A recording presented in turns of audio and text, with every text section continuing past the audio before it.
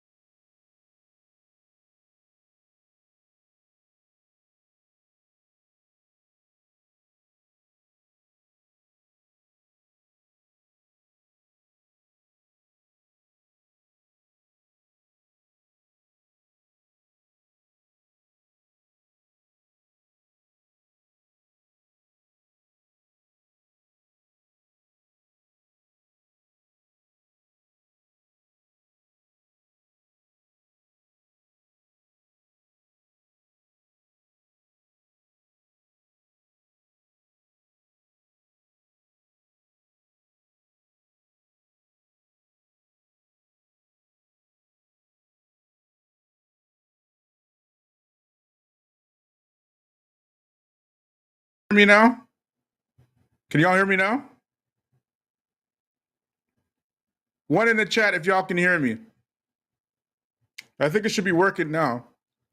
I think I had it on the wrong mic. Malaysia, you know how it is in dusty black grassrootsville. Okay. You know what I mean? This show right here, it is for the adults. It is for the adults. It is not for the kids. So hide your kids. Hide your wife if she's a good girl. Right? Because we are talking grown-up talk. This is definitely not going to be monetized, this video for sure. So make sure you support the Black Muslim grassroots, you know, with the buy me a coffee, with the Patreon, with the whatever you can, the PayPal. Hook your brother up. This show for sure is getting demonetized. And this show right here, for those of y'all who know the video that we're talking about, this video going viral all over Black social media, like everywhere. And when I first saw it, this is what we saw. We saw a Black woman with a very swollen face saying that she got hit with a brick. Right? And I'm going to let her tell her side of the story, okay?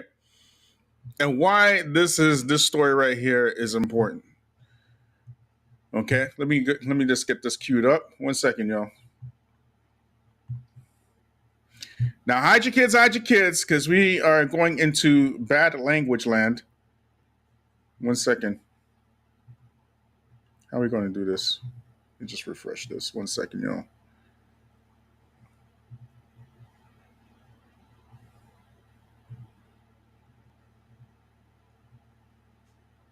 What is this?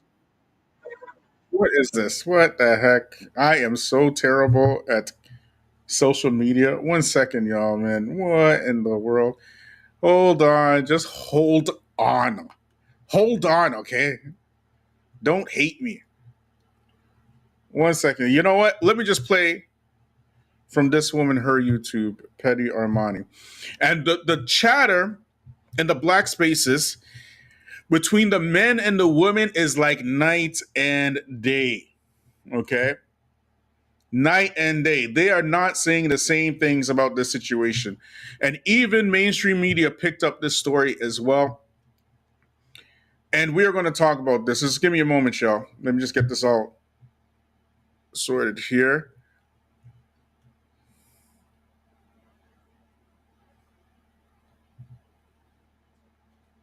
There we go. All right. So for those of y'all who don't know what we're talking about, we're going to watch this on YouTube. Hide your kids. YouTube's demonetizing us tonight for sure. So make sure you hook a brother up. We are not being monetized, not for sure. Okay, fuck that. It ain't one of those shows. Here we go.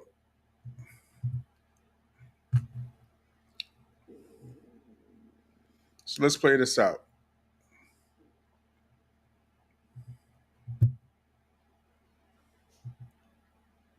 Let's rewind this a bit. By a man who she refused to give her number to. This incident occurred in Houston, Texas, and y'all already know it's Labor Day weekend, and these out here wild and they acting up. Do y'all research on Labor Day weekend in Houston? Do y'all research? Because they're throwing bricks, they throwing Walmart $9.99 chairs. They doing everything besides acting civilized. I blame the heat. I blame the heat. This heat got everybody acting loony for toony. I ain't lying. Look, y'all take a look at this and y'all tell me what do y'all think. Don't forget to comment below. Yo, this man just hit me in my face with a brick, and all these black men just watch, and they don't give a fuck.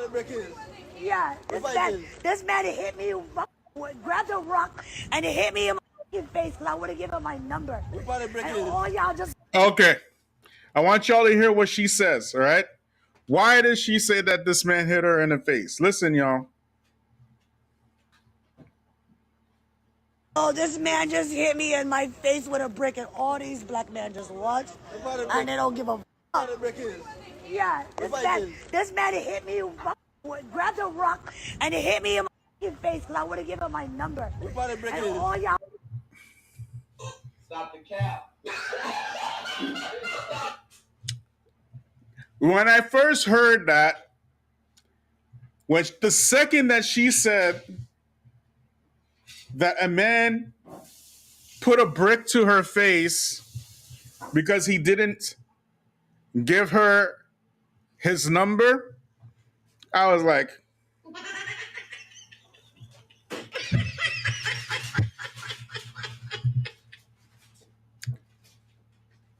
you know, those of us, you know, who have some sort of like semblance of, you know, social behavior or whatnot, we know very well that black men are just not running around the streets, or any man really, knocking women across the head with bricks because they didn't give her a number, right? That was my initial reaction anyway. But you know, over here, we like to be right instead of first, so we didn't even bother reacting. You get me? We did not bother reacting to this, even though all black YouTube was talking about it. You get me? We just instantly, my spidey senses started coming up, right? And I was like, no, something is wrong here. Something wrong here. But anyway, let's play it out. I'll just watch. Y'all see that shit? Y'all see that shit? What do y'all do? I want y'all to be a man. I want y'all to be a man and fucking do something. And now the black men, she's saying all the black men are supposed to stand up and protect her. And we like...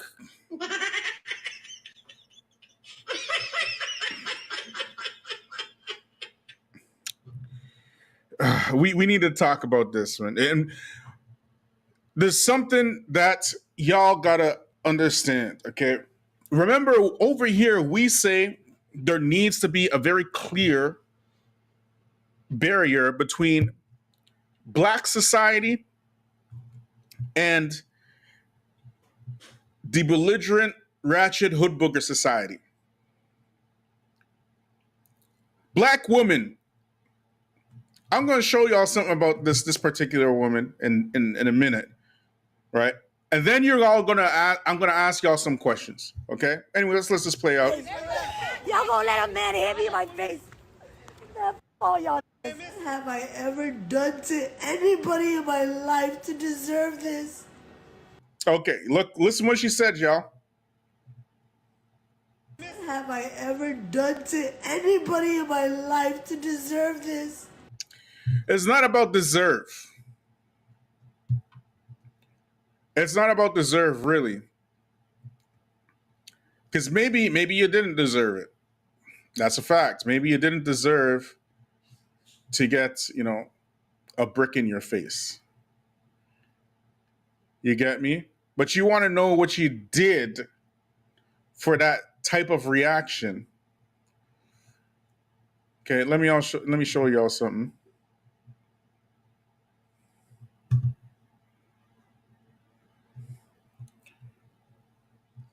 Let me just get this all set up here. Like, anyways, we're going to get deep tonight. We're going to get deep. But I want to show y'all the evidence first before we start getting deep. Okay? Let me just stop sharing this. This thing went viral. The whole black world was like, why is people slapping, hitting black women across the head with bricks and stuff? Protect black women and stuff. Okay, let me show y'all. 1 second.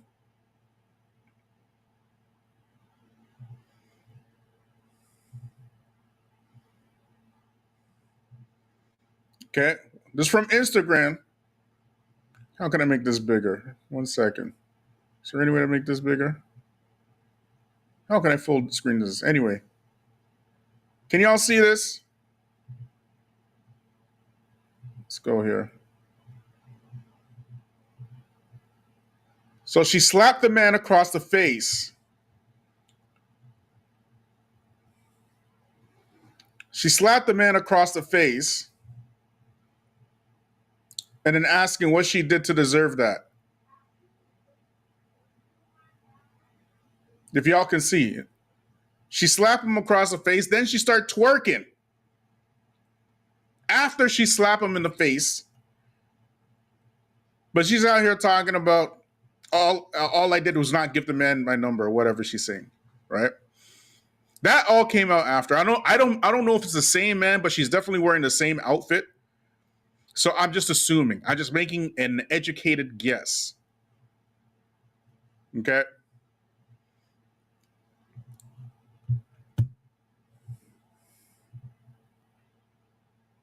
I hope y'all saw that.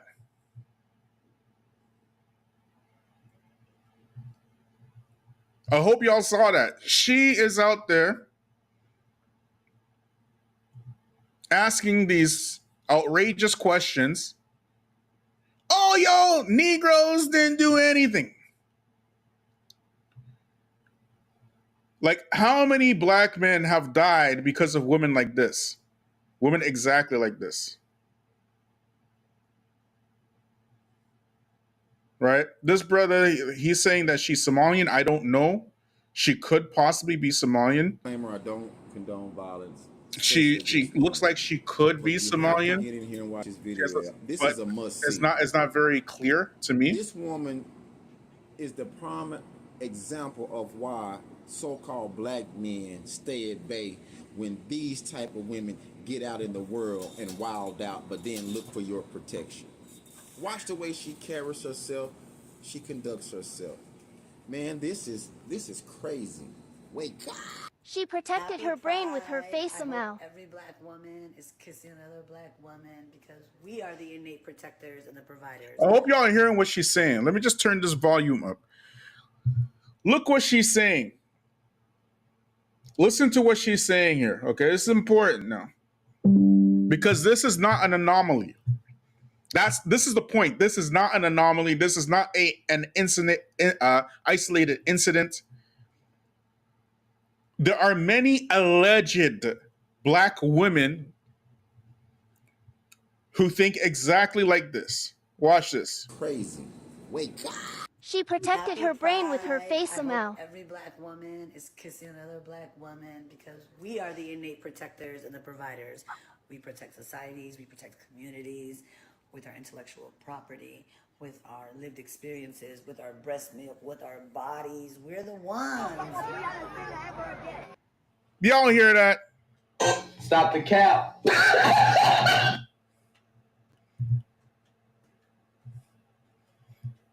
Y'all hear that?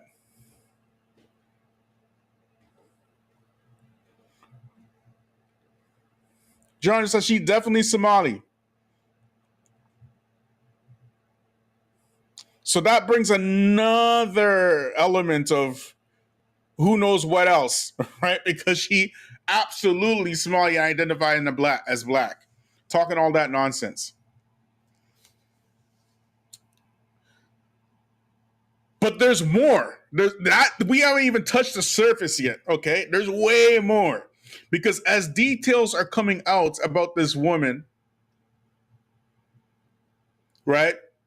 And this is why we didn't jump on the bandwagon. Oh, they hitting black women out here with bricks and stuff. We're like, hold up. Wait a minute. Something ain't right. That's what we like. We exactly like, Hold up. Wait a minute. Something ain't right. we just like that. We just trying to slow it down and try to wait for some more facts to come out. You get me? Because even just by the way she looked, the way she talked, the way she carries herself, we're like, wait a second, hood booger. Wait a second. Wait a minute. Wait a minute. So Abu Barah, he said, I seen a video of her talking about she's Somalian and why she is happy she left the Somalia because they are too strict about Islam. Wow. Well, don't that add another dynamic to the whole... Oh my gosh. We talked about this very thing yesterday. Wow. Wait a second. I'm going to invite y'all. Anybody who wants to hop on tonight, man, let's go. Let's get busy. I'm putting a link in the chat. Y'all want to hop on this, man? This adds a different dynamic now, don't it? This adds a totally different dynamic. I wasn't sure she was Somali, and I was like, I didn't think she was Somali at first glance.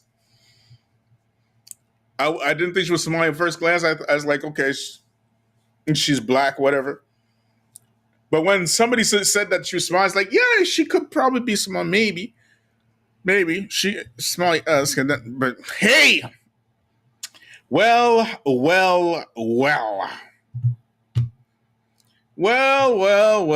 What do we have here? Didn't we talk about this yesterday? About Somalians accepting the worst parts of what they perceive as black culture. The absolute worst parts. Well. We talked about this yesterday. This is just insane. 1 second, y'all. I got a whole bunch of guests now. 1 second. I'm going to bring y'all on. Just let me get this all sorted out here on my end here. But this is just insane. I cannot believe what I am seeing here. This is nuts.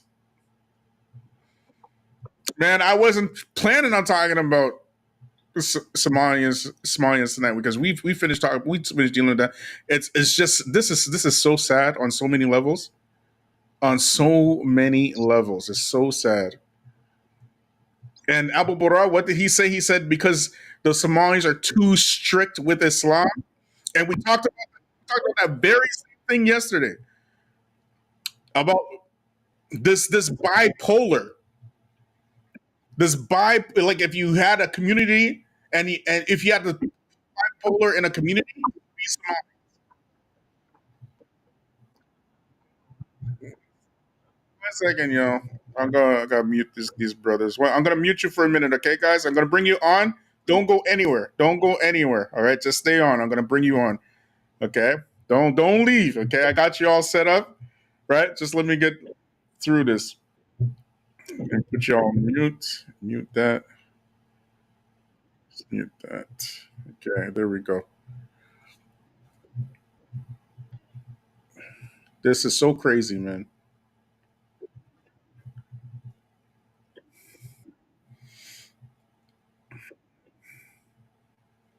All right, so look,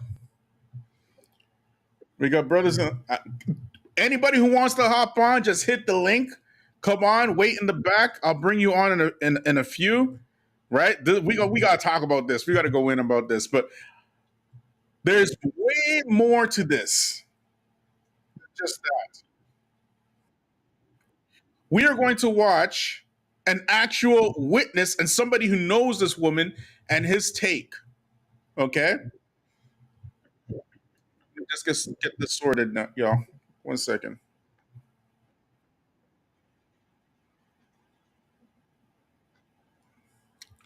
One second. Now, this is so crazy.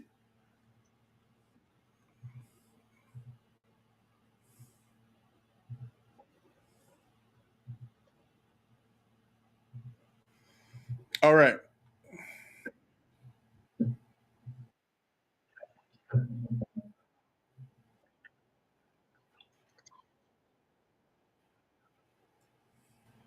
Where are we now? At the screen. There we go. 1 second, y'all.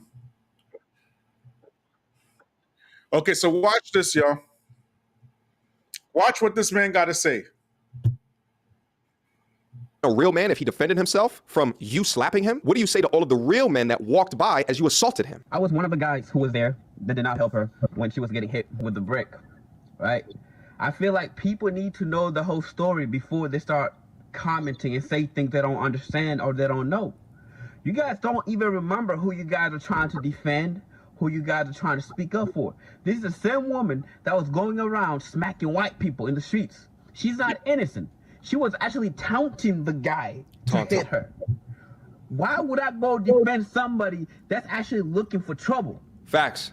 This woman, she is literally a troublemaker. Yes. Everybody that knows her in our community knows she's a troublemaker. I'm not gonna.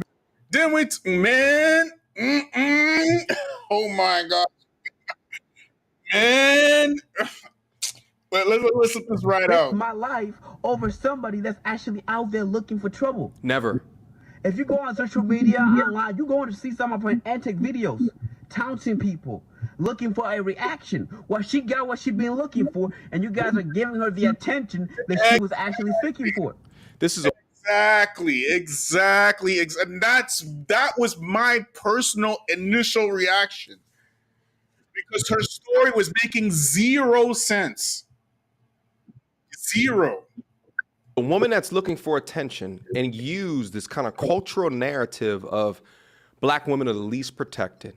Use this cultural narrative of the color purple, women walking around with their eyes hanging out of their eye socket because of all the violence that men commit on women. She used that cultural narrative to gain eyes on her social media platform, and you guys fell for it hook, line, and sinker. That was the play. And you know, most people who understand, if you understand women, you would understand this particular point. Like I picked it up instantly. That's why I didn't say anything. That's why I'm saying brother Abdullah and brother Abu Barak. Tonight, wallahi, I had my guns drawn, and I was gonna, I had my guns drawn, and I was gonna say, all these statistics, all the Africans that got killed by black people, by this, by that, all the Wow. cab drivers, but I have to swallow my shit back. Sorry. Yeah, yeah. Bro. Wallahi, wallahi, I was gonna tell you also, I was Mhm. like, there's gotta be something else. If there was brothers standing around, Yeah. even if she was wrong, they would Mhm. have intervened and helped her. I Exactly. swear to God, we always intervene with women. When we see Yes. her get beat up, no matter if she is wrong, if she is right, at the Mm. moment we intervene, we talk to the guy, we say, "What the hell are you doing, man? Look up. Yeah. Don't do it. It's not worth it." Hmm. But I knew there was gotta be something a lot worse than this. And you know Yeah. what? Like I wrote it in my comment earlier, all Mm. these ideas of like I'm an independent woman, I can do Mm. this, and I am on my own. If Mm. I see you on a flat tire on the road, I'm telling you, yeah, you do your thing. Hmm. Yeah. We equal, right? Do your Hmm. thing. Exactly. I believe that's exactly what happened to and that brother. God bless him. Mm. He said, "I am not going to die for somebody that's like that." Exactly. He Exactly. knew it. He knew it. He was there. He saw it. Mm. And now you know what they say. If a woman comes out crying to you, don't Mm. get so emotional. She might Mm. she might already kill her husband behind the room. Yes. If she comes, that's in general. If they come out crying, just make sure you understand what goes behind it. What Mm. she left it behind it. Maybe she left it her dead husband. Yeah. And you might get emotional and just say like, "Oh, she's a victim, she's this, she's that," and find out Yeah. she's a murderer actually. Even in Islam, right? In Islam itself, right? When it comes to the women, right? In Islam, we have to take the witness of two women because of this, because situations just like this, right? Exactly. Because women in general, because they are a protected class within society, their instant reaction is to go into a victimhood mode, and they will boost Read. naturally Look. boost Yep. their Look at Surah Yusuf. Look at Surah Yusuf. What happened to Prophet Joseph? Prophet yes, Yusuf sallallahu alaihi wasallam. It was like she started from the beginning to the end manipulation that just fall out. The yeah, guy said if she pull his khamis from the back, he's mhm, right. If she pull from the front, he's mhm. wrong. Exactly, exactly. And it's like you can never. I swear to God, first time I saw it, Mhm, without these other evidences that you show me today, I was like, mhm, are you kidding me? There was brothers out there. They were mhm, standing right there. There's mhm, gotta be he's gotta be her boyfriend, her mhm, ex-boyfriend. He has to mhm, have something to do with her. He must know her. There is no way. Brothers, when we ask numbers and we are told no, we get mad and leave.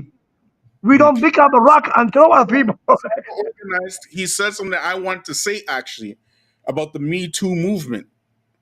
Right now, the Me Too movement was a reaction to who? It was a reaction to Jeffrey Epstein, right? Exactly, yeah. Yeah, you know what I mean.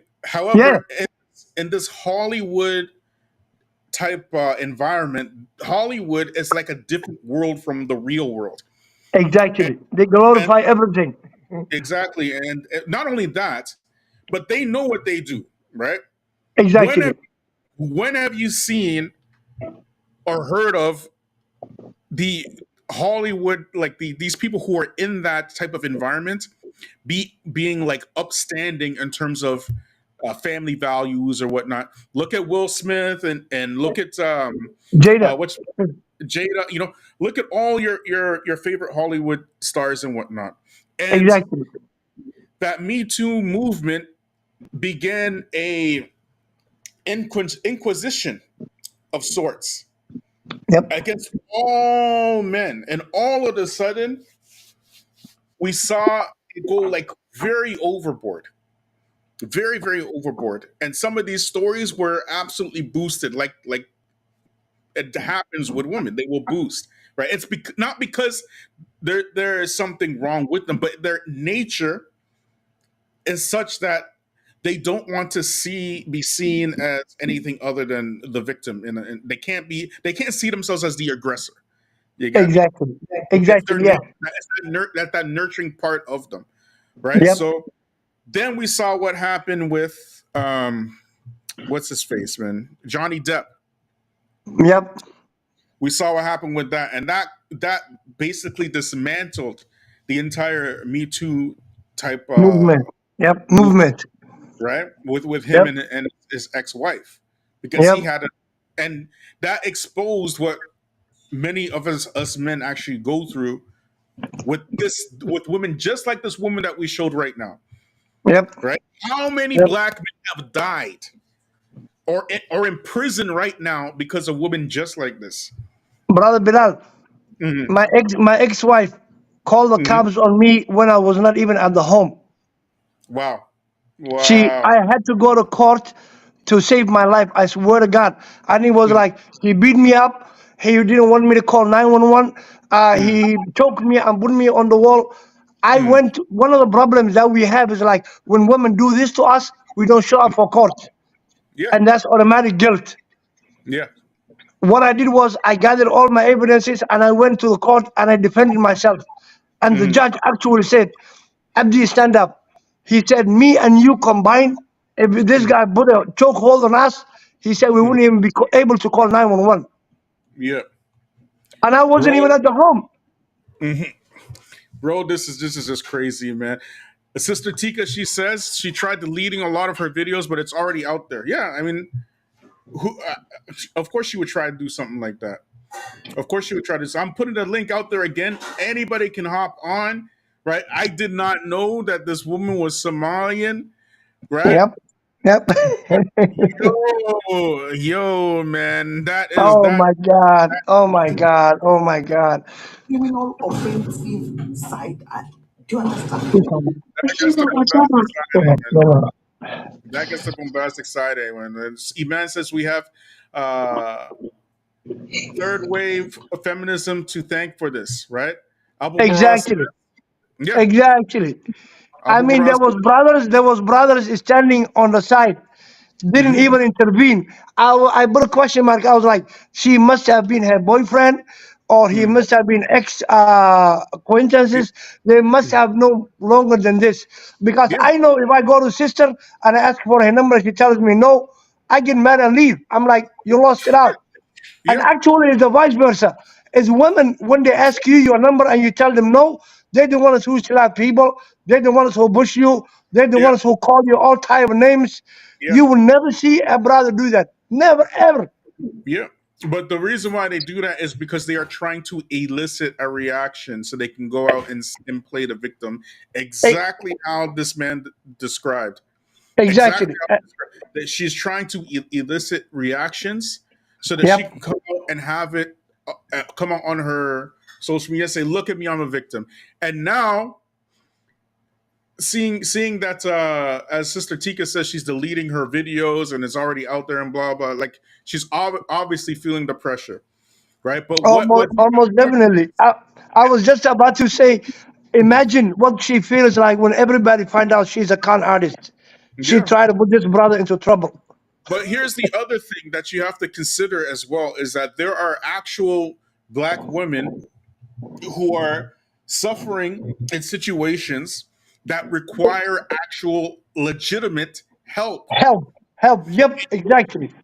And what you have in black society, you have an entire segment of women's content creators who now all they do is they're like the anti Kevin Samuels, right? And they went bonkers on this particular clip. They said, "Look at the black men. The black men are violent, and look what they're doing." And this and they.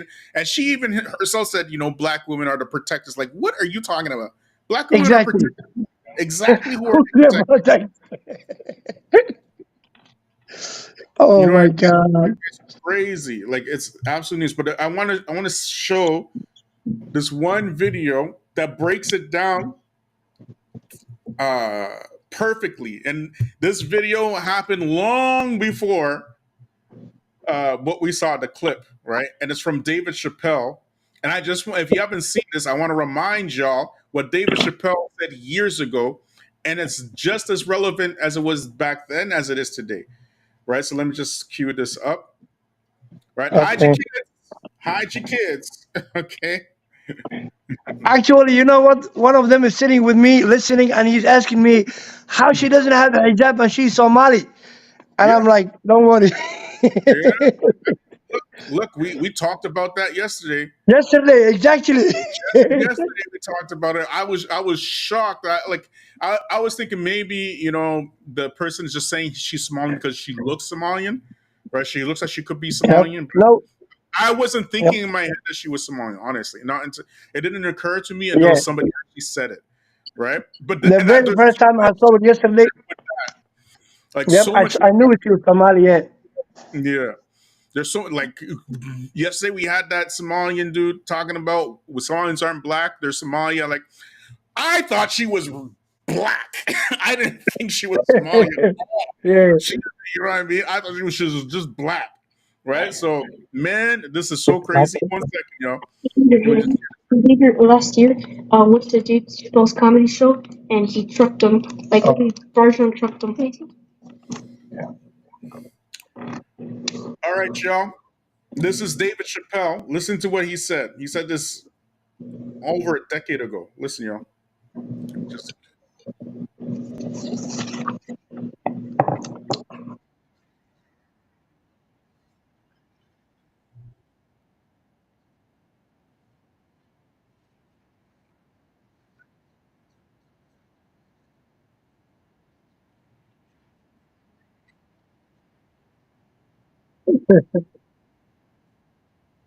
is dead, and women killed it. The only thing in our society that bothers me the most is the way that men and women don't get along no more. That's really what's bugging me about it. Men and women just don't get along. Like I hear women say this all the time. I know a lot of you sisters be like, chivalry is dead. Don't you? Don't y'all feel that way? Like men aren't gentlemen anymore? That's right. Chivalry is dead, and women killed it.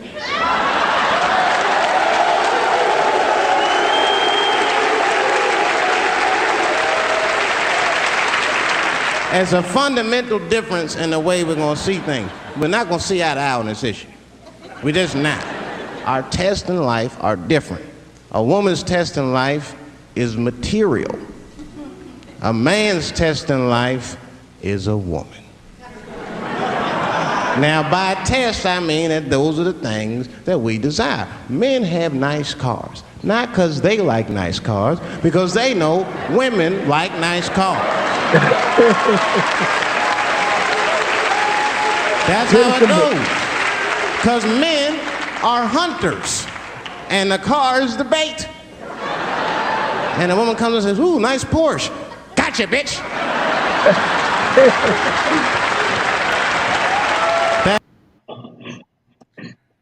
Now this happened over a decade ago, and now everybody's talking about the materialistic nature of women. Brother, Yo, have you seen those videos? I don't know if they are for real or not. The gold digger videos. yeah, oh yeah, I saw those. Yeah, I mean, Yeah, a brother talks to a sister. I believe those are real. I believe those are real. Yeah, a brother goes talks to a sister on the road, on the street, and she tells him, "Screw you, man!" And he goes like, "Cling, cling," and she was like, "Oh," she changed all of a sudden in her mind. "Is that your car?" And he was like, "Yeah, you want to ride?" And the reason why it's like that now is because family has been so devalued. Exactly. And family is seen as a chore or a hardship, and the single life is seen as glorious, and so much so that the single life is being pushed to Muslims through popular culture and pushing pimps in front of the Muslims. Exactly. And the most despicable characters like Andrew Tate and Sneeko and whatnot, right? And it's all fake stuff. It's all fake. But at any rate, the point is that as Sister Iman said, third wave feminism destroyed, girls' minds, So, anyways, let's keep watching this. This is so deep with Dave Chappelle. It's funny as hell, and it's very, very deep at the same time. That's how it is. That's true. Come on now, you go to a woman's house, her house be comfortable as shit. Women love comfortable surroundings, so men get comfortable surroundings. But let me tell you something. If a man could fuck a woman in a cardboard box, he wouldn't buy a house. Yep. But that's still not where chivalry got killed. Chivalry got killed by the feminist movement on the magazines that got women going crazy. Because women got too much advice about men from other women. Exactly. And they don't know what the fuck they're talking about. Yep.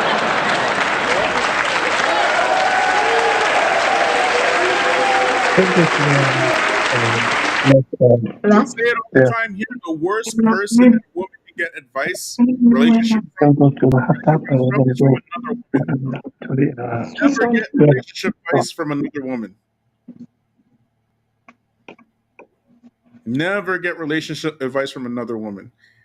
That is the worst, unless she's married. If she's married, she's been married for more than a decade or 2 decades, and then okay, right? But especially in the black community, what they do is that black women get relationship advice from their mothers, their grandmothers, their aunties, and all of them are single. Every last one of them are single. Man, they're all single moms. And you're getting relationship advice from that is crazy, man. You're going to get relationship advice from a feminist? That's insane. Anyways, let's keep watching, y'all.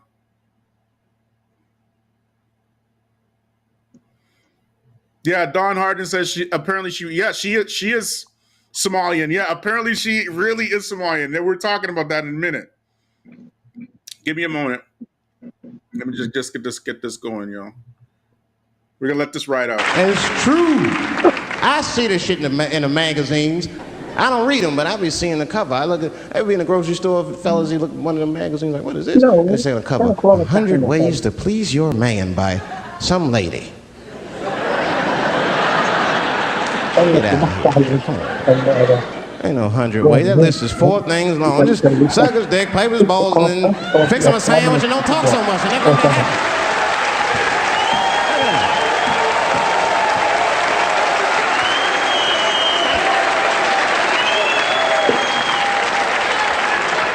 And then the magazines trick the women. The magazines start picking at your self-esteem. Every page you turn, you start feeling fatter and uglier, and you feel like your clothes aren't good enough. And the magazines have you forgetting how fucking beautiful you are. And that's what happens. Now look what happens. And then you forget how. And in 2023, it's Instagram now. This is not comedy. This is philosophy. Yeah, Instagram is like 100 times worse. Yeah, 1,000 times worse. Yep. And these women are out here getting weaves, and nails. Did you hear what the brother said? Did you hear what the brother said? She was to working. She was on what? the road. Yeah, the brother said she was to working. Yeah, she was twerking. Yeah, and she slapped So the man. Yeah, there you go. There you go. Black men are supposed to protect that. Oh, please. Hell no. Oh my God. No. When you see a woman like that, run. Run. Yeah. Straight up. Yep, run. How beautiful you are, and we all suffer. If pussy was a stock, it would be plummeting right now because you flooded the market with it. You're giving it away too easy. I'm just being truthful. I'm just talking. It would plummet. We'd be watching the news today. Pussy plummeted again on the NASDAQ. Gold is up 10 points. You can see it. You ever have this happen? This is how confusing it is. This is the practical application of what I'm talking about. Like a guy be out, this happens to a lot of guys, you be at a club, bar, right? You're kicking with your boys, and a girl walks by, and man, she looks good. She looks good. Not good in that classical way. I mean, you know, I'm talking good like she got half her ass hanging out her skirt. Her titties are all mashed together, popping out the top of her turtleneck and shit.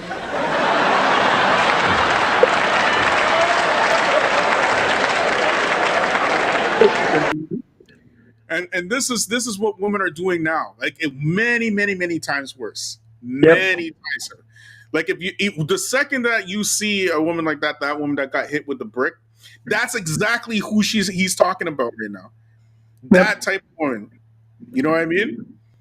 And they play into this it's so, man, like the way that this black, particularly feminism in general, has ruined femininity, right? It's totally destroyed femininity and sexualized it to a point where women now believe that their value is only in the hips and thighs and breasts and whatnot. You know what I mean? So anyways, let's keep watching this, y'all. And you with your buddies, right? You with your buddies, you got a couple drinks in you, and you see a girl, you might try to talk to her. This might not come out right. I don't know what you say, but damn, look at them titties! Right? The girl gets mad and says, oh, wait a minute. Just because I'm dressed this way does not make me a whore. Which is true. Gentlemen, that is true. Just because they dress a certain way doesn't mean they are a certain way. Don't ever forget it. But ladies, you must understand that that is fucking confusing. Just is. Now that would be like me, Dave Chappelle the comedian, walking around the streets in a cop uniform. Somebody might run up on me. Oh, thank God. Officer, help us. Come on, they're over here. Help us. I'm like, oh, just because I'm dressed this way does not make me a police officer. You understand what I'm saying? It's like, all right, lady, fine. You are not a whore. But you are wearing a whore's uniform, I'll tell you that shit right now. So, anyways, what he was saying here about the way that women dress as well, right? This right here is, you got to understand that when men look at women who are dressed a certain way, automatically you're signaling to that man if you're about something or not. You get me? The way that you carry yourself essentially will it's like a predictor of whether or not you're going to get protection. You get me? Someone who's dressed like that is just not worth a man's time and effort, because a man can lose his eye, lose his health, get damaged, get hurt for protecting someone like you. No way. No way. Precisely, you're not a whore, but you're wearing a whore's uniform, like twerking Somali girl. Yeah, twerking in the street shamelessly, and she's vilifying the men for not protecting her. Like what? Like how does that even happen? How does that work? How does that work? Are you protecting? It's ridiculous. It's ridiculous. Yeah. Ridiculous. Yeah, it's crazy, man. And furthermore, we talked about the Somali situation yesterday. Okay. I remember when that thing happened between Said Raga and Shadid Muhammad, right? When Said Raga said that, and we talked about this very same thing yesterday. Said Raga, he was basically outing the black community, single motherhood and blah blah blah, and you know what I mean. And how they don't have dads and fathers and stuff like that. Yeah. Exactly. Right. Yep. So he's, so he took a dig at the black community, right? And then Shadid Muhammad, right? He called him out, right? But I thought the whole thing went overboard, right? But at the same time, right, while you were, talking about the black community and the single a motherhood problem, and it is a problem. It is a problem, right? Do you not see what's going on in the Somali community? Like, do you not see what's happening? Exactly. I mean, Shadid Muhammad brought out the prostitutes in Atlanta. Yes, yes. Yeah. And it's not just Atlanta. It's not just it's in Minnesota. There's an entire documentary on YouTube right now. Right? Yep, I've seen it. I've seen it. Yeah. It's in Toronto. Okay. Yep. I don't know if it's Atlanta, but for sure Toronto, 100%, Minnesota. So, and then you're seeing these Somali duat call it slander. I'm like, what planet do you live on? How do you not know this? How do we know it and you don't know? You can't be that daft. It's impossible to be that ignorant of your own community that you don't know that this is happening. But brother Bilal, I'm glad you brought it up. I always wanted to ask you off record on that topic. Mm-hmm. There was Shadid Muhammad and there was another brother, Hispanic brother, I forgot his name, from Philadelphia too. Mm-hmm. Yusuf Rios? Yusuf yeah, Rios? Imam Yusuf, yeah. Imam Yusuf who chipped it in. But the thing is, if you look at it in a different glass, then now you said that, like, first clean your home, then talk about other people's homes. While you have a dirty home, you cannot talk about it, which I agree with you 110%. But the thing is, Shadid Muhammad and Yusuf, were they defending Muslim brothers and sisters, or they were defending overall general African Americans who had nothing to do with any religion? Mm-hmm. You see my point? Mm-hmm. And there's no issue with defending your people, whether they're Muslim or not. Did not the Prophet say something? Did he not sign the Hilf al-Fudul, which was a protection for all people in general, not just the Muslims? This idea that Muslims are only specifically supposed to protect Muslims in some sort of what do we call it? What's the word I'm looking for? Some sort of like a direct relationship. No, like a utopian type of Islamic state, right? That never existed. The Prophet ﷺ, he used Islam to protect all people. Now, when he was fighting, okay, that's a different thing. Yeah. Right? When he was making jihad, that's a different thing, right? Yeah. But I mean, there was the hadith that said, Al-Muslim akhul Muslim. Muslim akhul Muslim, yes. Yeah, right? so when it comes to defending, would you defend your Christian brother against when you are Muslim, against your Muslim brothers? In this case, it's slander. And which I understand where he's coming from. My uncle is not Muslim. My sister is not Muslim. My granddad is not Muslim. Mm-hmm. They are in my household. You cannot slander them. Which I understand that part. Yeah. I'm very happy you brought this up, right? Because right here, this right here needs to be dealt with, and we're going to deal with it today, right? Yeah. Muslims think that because they are Muslim now, they can use their Islam as a way to buffer themselves between injustice against non-Muslims, and we are obligated as Muslims, as Black folk, to protect these Muslims against their buffoonery against Black people in general. You get it? Yeah. And this is going on in the Black community for as long as I can remember, right? Where Muslims now, particularly the Muslims who are the immigrant community Muslims, they have the audacity to tell us, mind you, Black people, that you need to be Muslim first, not Black first. They have meanwhile, all of us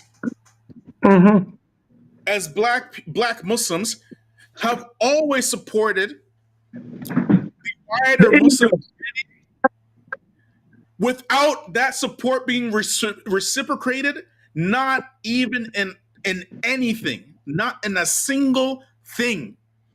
And I challenge anybody to show us the record of these groups reciprocating the support for the black community. So now when we come to defend our people, whether they're Muslim or not, the Muslims now, they want to hide behind, why are you protecting the non-Muslims over the Muslims? And this is not what Islam came to do. What is the proof? What is the proof? Why are you saying this? Because when the Prophet Muhammad came and he conquered Mecca. Yeah. When he came and conquered Mecca, and it was time for the Muslims to seek retribution on the Meccans for all the hell that they caught from these people. What did the Prophet Muhammad say? What did he do? What did he do? Did he do like how God said? He gave a blanket, like, forgiveness. Did he forgive the Muslims or the non-Muslims? Say it, please. The non-Muslims. The non-Muslims. The non-Muslims. He gave a blanket freedom. Blanket, like, what do you call it? Yep. And that action caused those non-Muslims to love Islam, and they entered Islam from that action. Your actions cause black folk to hate Islam, and we are out here trying to make them love Islam, and it's being counteracted by your overt and covert racism. So don't come with us with that small time stuff. That stuff don't work anymore. Protecting the Muslims over the protecting the non-Muslims against the Muslims, or taking the side of the non-Muslims over the Muslims. No, it's about taking the side of justice over injustice. It don't matter if your name is Abdullah or Muhammad or whatever. If you wrong, you're wrong. And if you're a Muslim, you should have even a greater sense of accountability of the injustice inflicting on others. Like Ali Dawah talked about this yesterday. Ali Dawah talking about he's making dawah to the nation of Islam. Was that dawah what he did? Yeah, I saw it on the corner, in London, in the corner, Dawah what he did? Who would accept that dawah? What do you call that? Don't play with us. Those days are over. You can't pull those games on us anymore. So I'm very happy you brought that up. Go ahead, Abdullah. No, and I'm very happy that you you went into deep and talked about it's something I always wanted to talk to you about. But the thing is, I'm glad I never followed up with Brother Shadid or Brother Yusuf. I just listened, and then when they came back and they apologized, I'm like, you know what? In the moment of the heat, they made a mistake and he apologized. Because what I was thinking was like, brother, yes, talk about Saeed Ragi as in any way you want to. I can't defend him because he came in a podium in a Jum'ah khutbah and he said those words, right? I said, beat him up with a stick. I'm not gonna defend him. But for you, as a da'i, as a Muslim, what did the prostitute in Atlanta do to you? Why are you going even there? Why are you going to Somalian community? Why are you even making up this thing? And I was like, you know what? In the moment of these things happened, he apologized. He came back from it. Brother Yusuf, I haven't heard him apologize. But I'm like, you know what? It goes both ways, right? Yeah, it goes both ways. Well, here's what we got to understand, right? The path for all immigrants, doesn't matter where they come from, that path for y'all to be in the West was paved specifically from black folks in the West. Oh, without a doubt. Without a doubt. Right? I mean, sometimes yesterday I wanted to say when I was talking to a brother and he was talking about Somalis that don't want to be black. Yeah. I wanted to say, I was like, brother, do you really think if we didn't have black people in this country, we would be here today? Very simple. Yeah. Now because of lack of education, because lack of understanding, because lack of whatever you want to call it, it's like a person saying that in the United States. I'm like, they don't understand the whole system.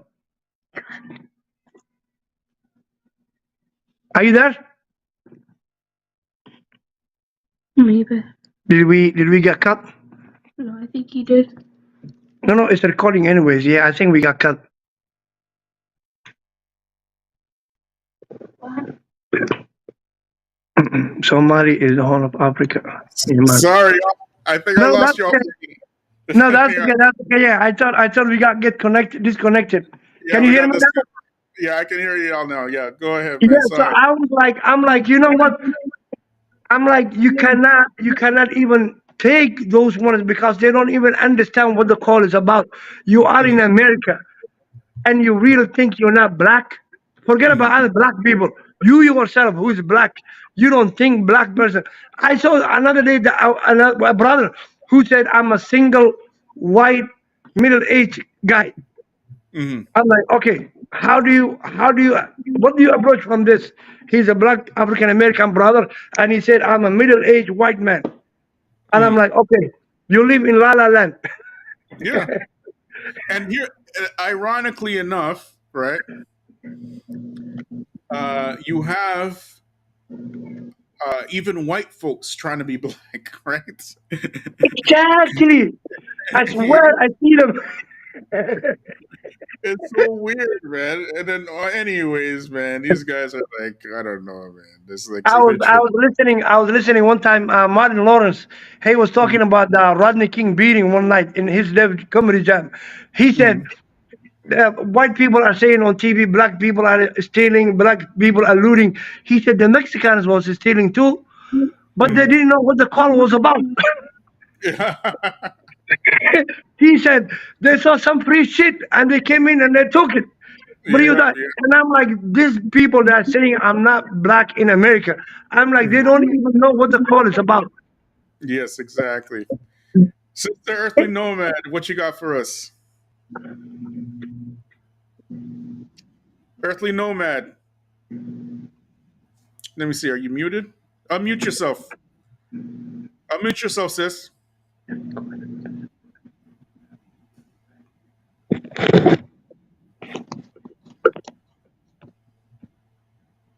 Maybe she'll get with us in a minute, man. Whenever you're ready, sis. Go ahead. Go ahead. But anyways, so now this sister who's Somali now that opens up a whole a whole different can of worms, right? Because wallahi billahi taala, I did not know she was Somalian. I did not know that. Okay, we were just talking about that yesterday, right? And and according to Abu Boraz, she said that she's glad to be in the West because Somalia is too strict in Islam and whatnot, right? Which shows again the disconnect, right? The massive disconnect between the Somali imams and what is going on in the ground in the West with the Somali community. It's not even, you can't even call it a disconnect. You have to call this a chasm. You know what I mean? Like you're running your masajid like a cultural center, and your children have to go to school, have to play with, have to learn from all these Westerners for 8 hours a day. And you think that Hello, you're Salaam Alaikum. Walaikum Salam, Earthly Nomad. How you doing? I'm doing great. Is my voice clear? Very clear. What you got for us, sis? Yeah, yeah, Alhamdulillah. I would like to say salam to my uncle here, Uncle Abdullah. We say uncle to the elders in Somalia. Wa alaikum assalam wa So, rahmatullahi wa barakatuh. had checked Alderos. Ma fiante. Alhamdulillah, alhamdulillah. Jazakallah khair. Keep going. Go ahead. Anyway, Brother Bilal, since yesterday and today, it's just a coincidence that the incident of this Somali girl happened right after your podcast Yeah. yesterday, Mhm. and this issue been it was a shock early and before knowing about the Somali community condition in the West. But now, after knowing them so well, it's not a surprise anymore. And I can, first of all, she's a Somali indeed. Her name is Rhoda. It's a very Somali name, so there's no doubt about it. Mhm. And her story is similar to the to the girl in Somali girl who got killed in Canada in a nightclub. Mm-mm. Hudan, something. I can't Yeah, remember. yeah. Hold on. Yeah, may God give her mercy. Mhm. Both of them had the same approach, and they were nearly killed. It's a fortunate that Rhoda, the one who got hit with a brick, didn't die because it was a like she got almost killed. You know, Yeah. I'm really glad she didn't sustain any major injuries or breaks in her Yeah. skull I, or I, yeah.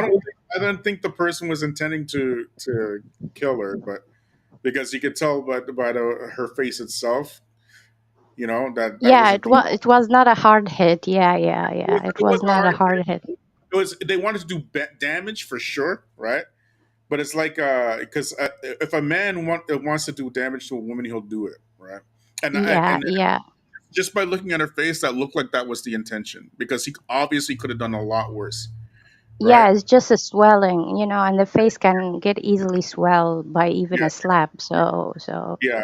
uh, But but as I heard from the witness, she was taunting him and challenging yeah, the guy to hit her and stuff, and calling him all kinds of names. mm, And when you are in the street, not everybody is nice and well behaved and came from a like a sane house. You can expect anybody to react according to their mentality and upbringing. So mhm. that's why women should be, especially women.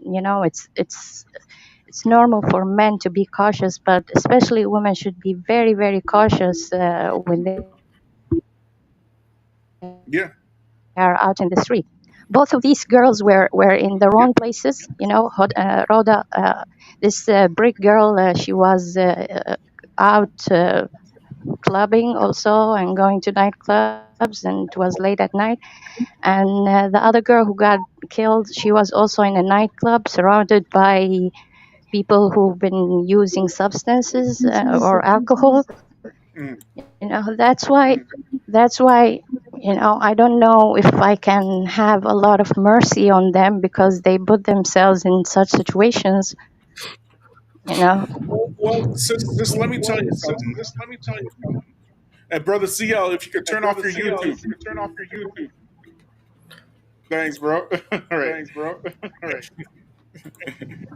All right. So let me see. My YouTube is off. There's an echo. I don't know. Let me see. Let me see where it's coming from. Let me just turn off. That's not gonna work.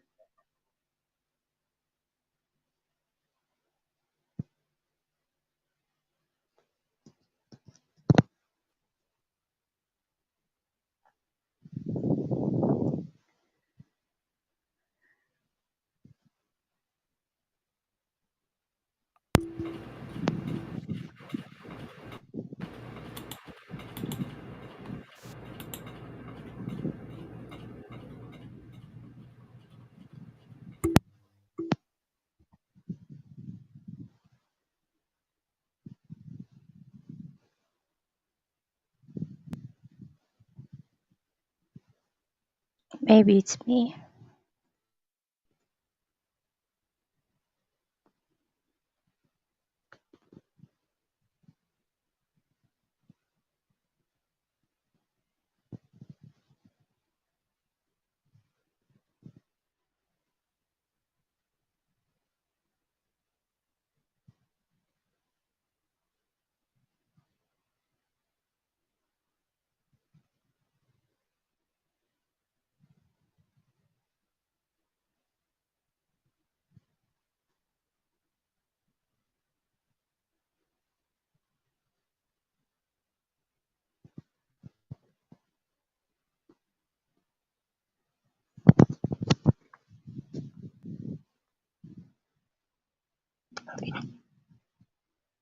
Hey, brother. I'm,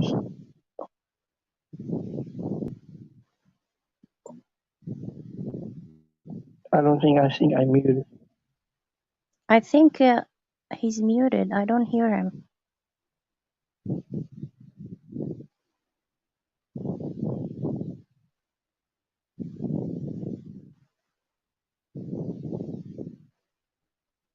Bilal,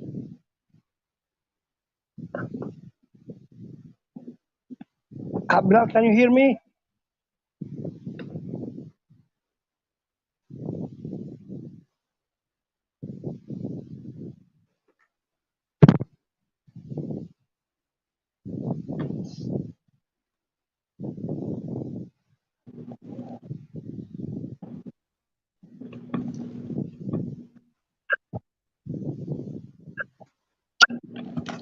Is he speaking? Yeah, how do you speak because you said you're sage. Yeah, hold on.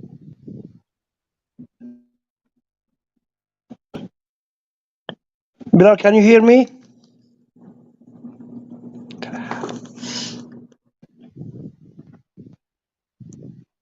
Yeah, hold on.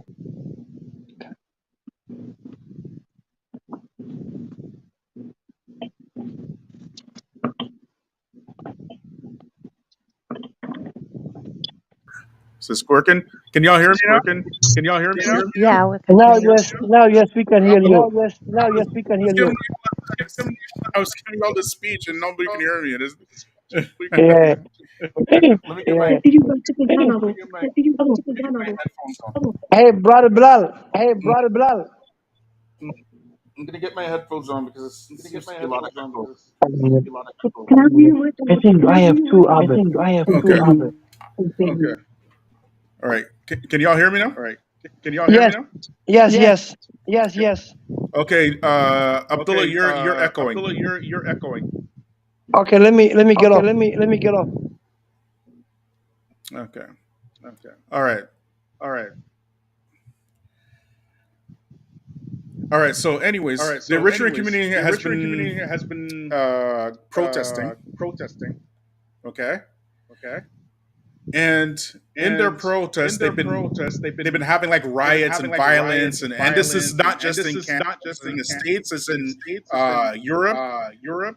And since this thing And since happened this thing yesterday, happened yesterday, with the not with yesterday, the this not weekend yesterday, in this Ottawa weekend with in the shooting, Ottawa with the shooting, these these right wingers have right basically wingers been have basically calling been calling to the to the removal of East removal of East Africans Africans from Western from Western countries. countries.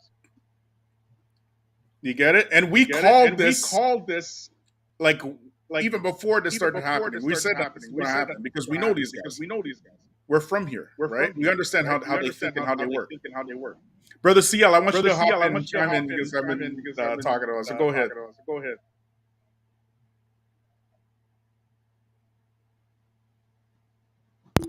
Assalamu alaikum. Ralik salam wa barakatuh. Can you hear me? Yep. No. Um. Yeah, I don't know what was happening with that echo. It just stopped all of a sudden. My mic was off and I was muted. But Okay.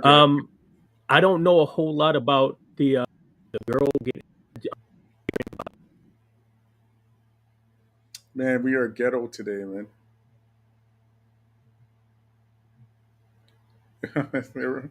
We are ghetto today, bro. Oh my God, CL, we can't hear you, man. Can you can you hear me? Yeah, we can hear you Can you now. hear me Go ahead. now? Yeah, go ahead. Okay, okay. Yeah, I said I didn't know a whole lot about the girl getting hit with a brick, but from what I'm understanding, she's East African, Somali. She was out partying, like at a club or something, and got into argument with a guy, and the guy hit her with a brick. I, I mean, you know, the thing is, when you buy a brick, go out to the club scene and to the party scene, and people are getting high and people are getting drunk. That's the stuff that happens at clubs and bars. I remember when I was before I was Muslim, in Detroit. Detroit might be a little bit different than Ottawa, but in Detroit, the best club to go to was the club that people got shot at. That's the club everybody wanted to go to. That was the hype club where people was getting shot and beat. Yeah, that's a sick mental. That's a sick mentality. But brother CL, this is a Um, totally different you situation from the club scene because know, this particular woman, and she has a and this reputation whole of thing. she has a reputation of actually causing trouble for clout. She has a social media presence, and she's But that's how. But there, that's how modern. Go ahead. Go ahead. Now, I was going to say that's how a lot of these modern women are getting down, especially the internet influencer types. You got women out here who think they can fight men just like they are a man. So, back in the day, a woman wouldn't jump in a man's face and challenge him to a fight. But that's today, there are women who will get in a man's face and just like she's a man. Yeah, and the thing with this though, right? Because I'm not sure if you saw the live we did yesterday, right? Concerning the I shootout at did, the wedding, right? If you look at and some I of did, your and I left a comment saying they're going to get their nigger makeup call. yeah yeah indeed they are, indeed they are. You know what I mean? So if you look at the Somali influences, right? So you have your folks who are the religious, right? The religious scene, and they're like, you have your Abdurrahman Hassans, like these guys are like very like they're so amazing. You know what I mean? From the Somali religious scene, like that. But then you have the other spectrum, right? With the clout chasing types, right? And there's something Hmm. with these, like if you look at Johnny Somali for example, like he done things like nobody would even think of doing, and blackness gets attached to that stuff, right? So when I saw this girl, I saw a black girl. I just saw a black girl. I didn't see a Somalian, right? And I saw, Hmm. and the second she opened her mouth was like, I was like, you know what I Hmm. mean? But they want selective blackness.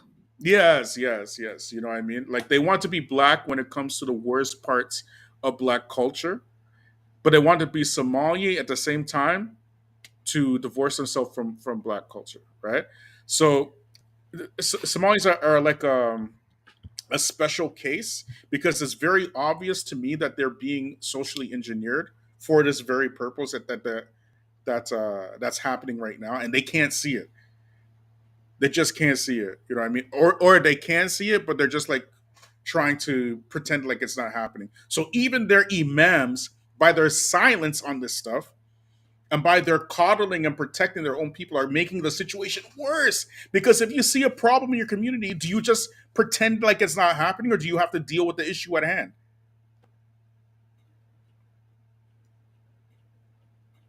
Was that you or me? That was you. That was you. Right? That was You have me. to, Okay. yeah. It's like everybody just left for a second. Yeah. Right, but I'm gonna let y'all hop on. Right, we'll go on for a couple more minutes because it's almost 10 o'clock. I got to work tomorrow. Right. Brother Bilal, I wanted um, to clarify one thing. Yeah. Go ahead. Yeah. Go ahead. Yeah, the Somali community, those who left Somalia, like wherever they went in the world, Mm-hmm. those who went to the West are very different from those who went to, for example, to Saudi, Mm-hmm. to an Arab conservative country. Because I grew up in like three generations. Like my great grandfather went to the Gulf region, Mm-hmm. to the Arab region, and I've been living there all my life. And the Somali community is well respected Mm-hmm. Mm-hmm. because the laws are very very strict. You know that. You Mm-hmm. know whether you are an immigrant, of course you will not get citizenship in the Gulf region as a Saudi or Qatari or Kuwaiti.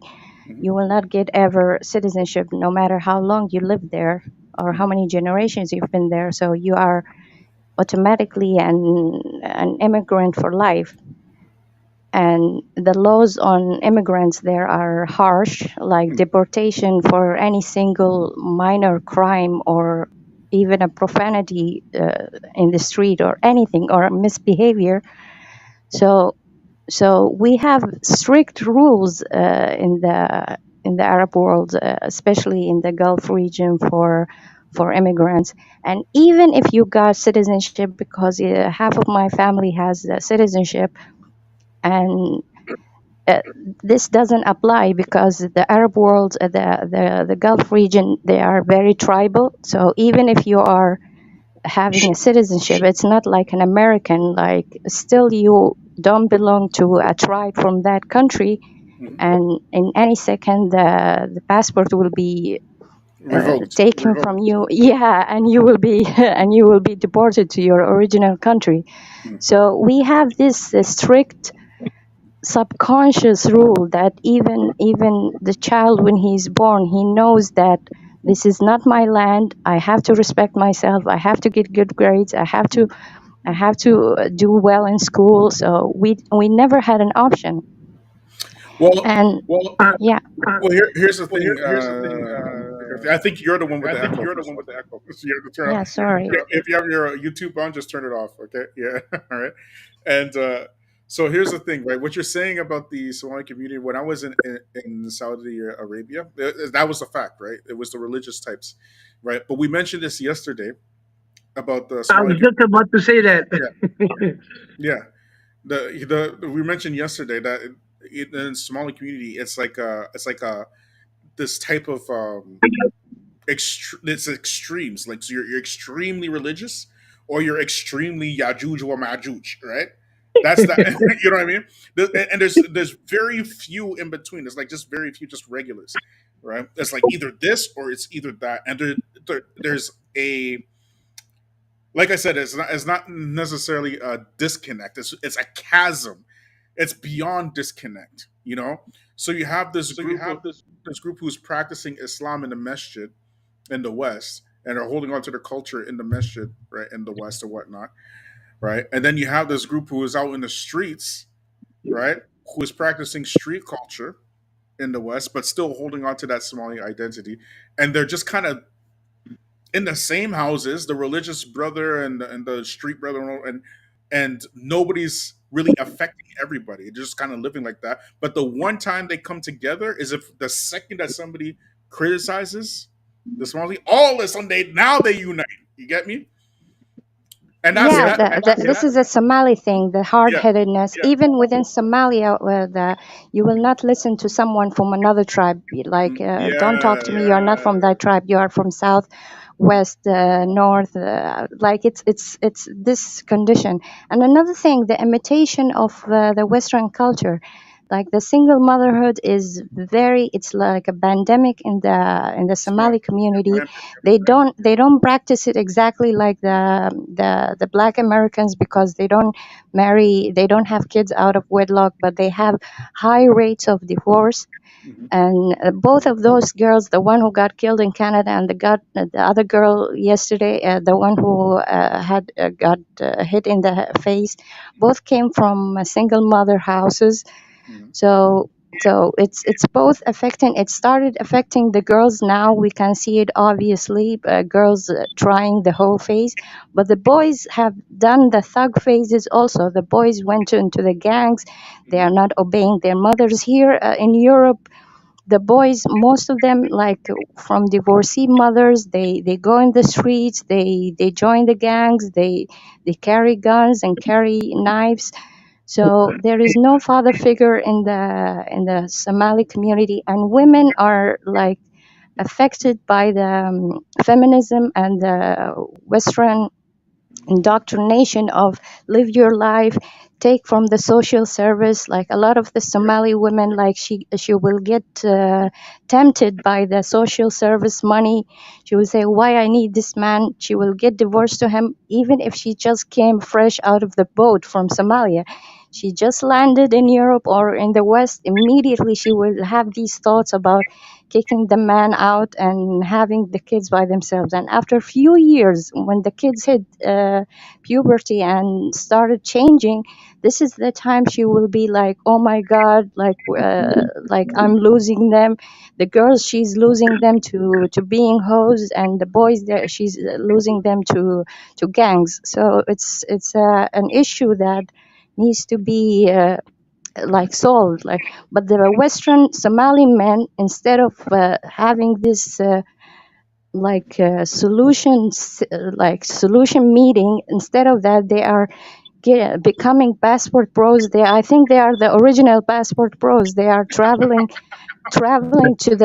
back to Somalia, getting new women. I don't want the girls from my country anymore, or wherever I live in America or in Europe or in Canada.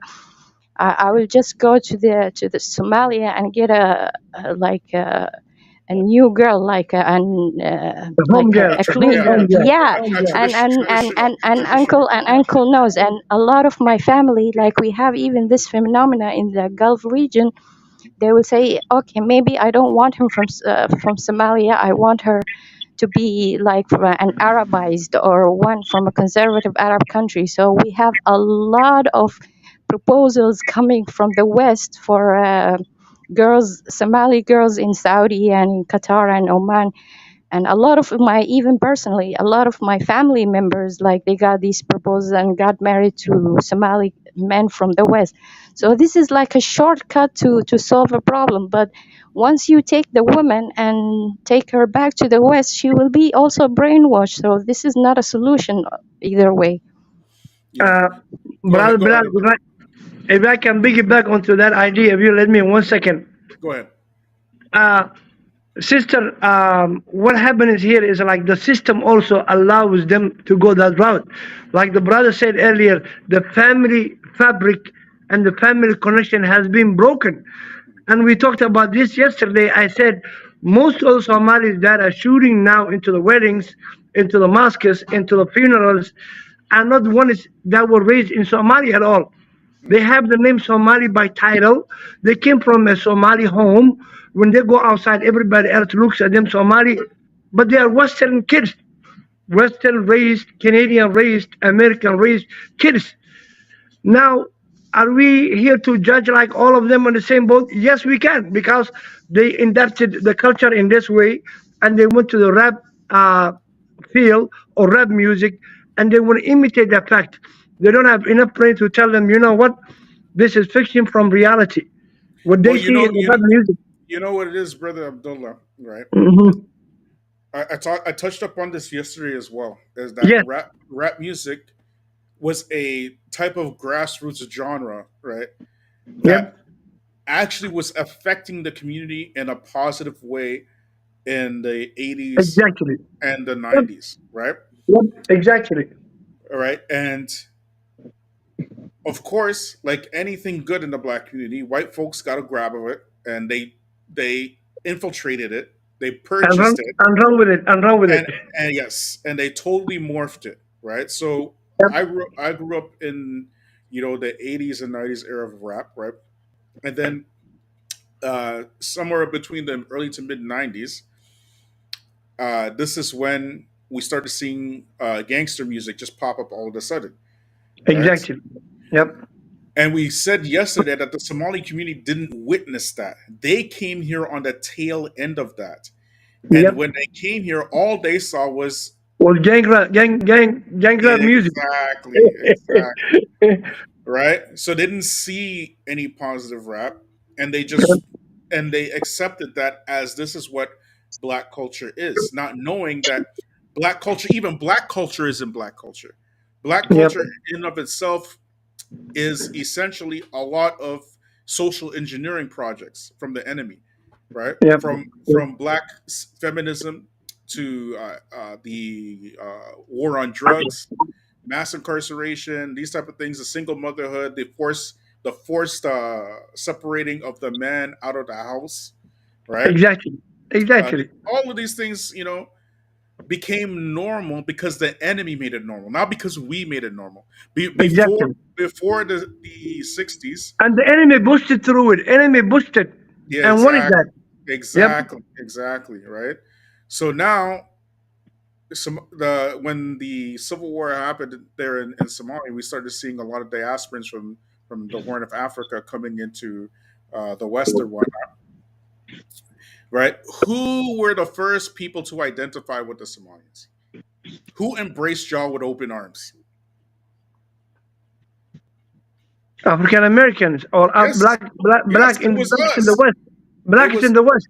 Yes, it was us. We even so much so that even some of our popular musicians start rapping about Somalians and stuff like that in their rap songs, right? Exactly, and the comedians talked about Somalia, and everybody. Yeah, Arsenio Hall got fired because of Somalia. yeah. So what does it look like now, right? When we accepted you as our cousins from across the diaspora, whatnot. Atlantic, yep. Yeah, and then we see Somalians now talking about we're not black, we're Somalian, and then we see the Somalian woman doing the most outlandish, raunchy things out in the street, and then demanding that a black man protects her. You know what I mean? Like, and then we see things of this nature, like what you call Johnny, like all this craziness that's happening, and then even the imams pointing their fingers at the black community without looking at their own community. And when you point the stuff out, the imams in the Somali community are getting mad at us instead of addressing the issue that's right in front of them. Right? So it's crazy, man. That's unfortunate. That's There seems unfortunate. to be a lot of delusion all around. Yeah. My little son just Google her name and find out everything. She already has 34K raised for her. Yeah. 34K. They started a GoFundMe page. I'm sure they don't know the type of the background things that we know. Nobody knows about that. And she's already 34 grand. But I hope they go after her. They got the money, and they persecute her because she almost killed a man. Wow. Wow. That's crazy. But anyways, Abu Baraz here. One second. Well, we'll let him get in some words in, and then we'll let CL get his stuff in, and then we'll call it a night. Okay, go ahead, brother CL. No, so I'm glad that the sister Earthly Nomad and the brother Abdullah said something, because I didn't want to say something that may sound offensive to Somali people, but it seems to me, from my vantage point, and this is just my opinion, that even though some people in the Somali community don't want to identify as being black, you're being treated as black by these societies in North America. At least I can't speak for somewhere else. I can't speak for somewhere else. But here in North America, you're being treated as being black. You have black outcomes. Yep. Many of you are clearly not being treated like the other immigrants from other Islamic nations, because I'm seeing, in just my own area, I'm seeing people from various different countries.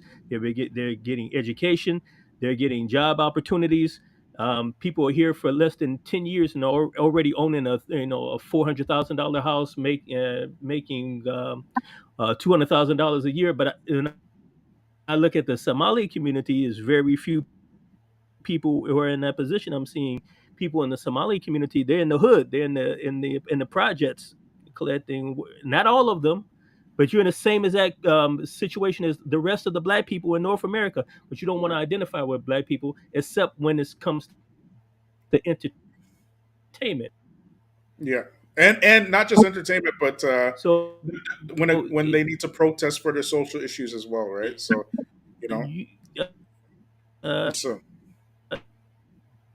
the leadership in the Somali community needs to get a hold.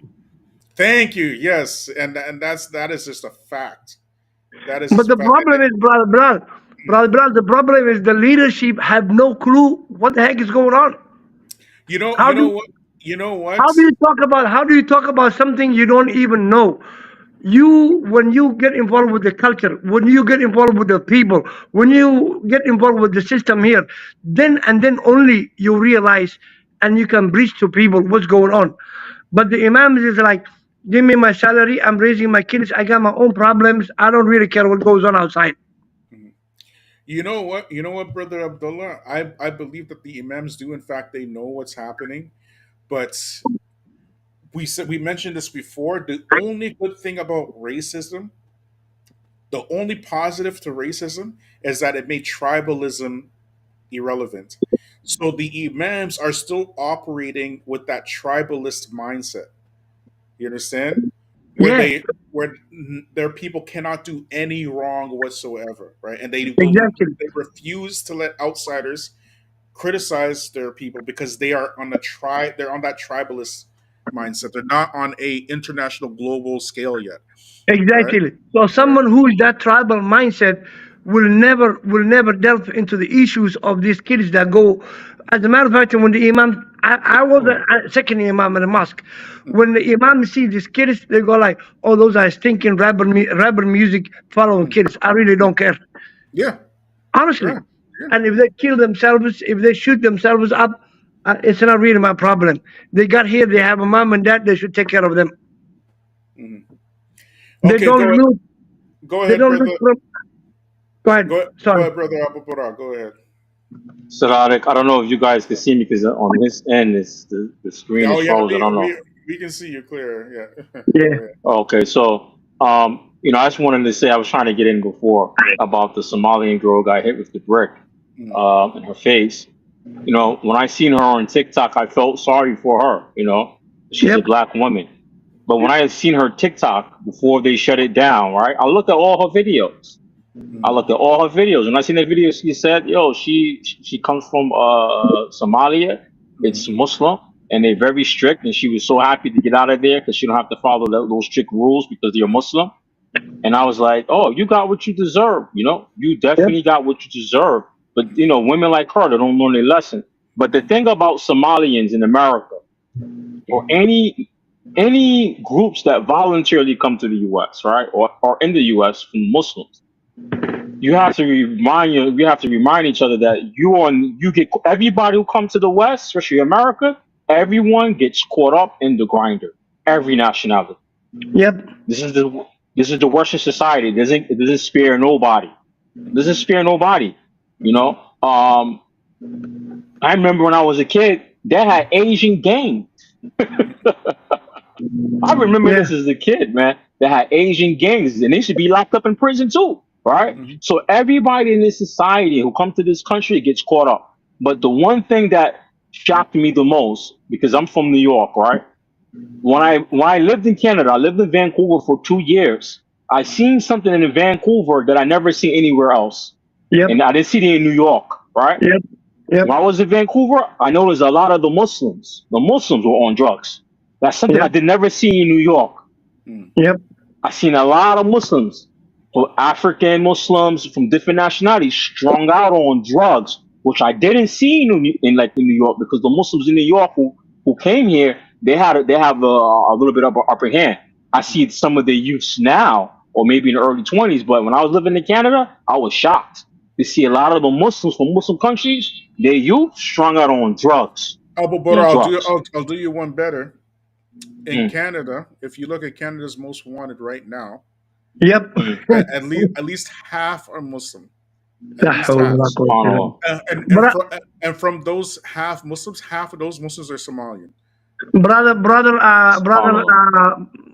Bilal, what you exactly said in Rochester, Minnesota, we have exactly the same thing. You go to the county website, all Muslims, even Arabs from the Middle East, they got caught drinking every day.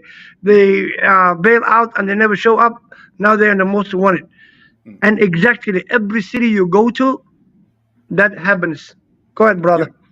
Yeah. So this shows, that your so-called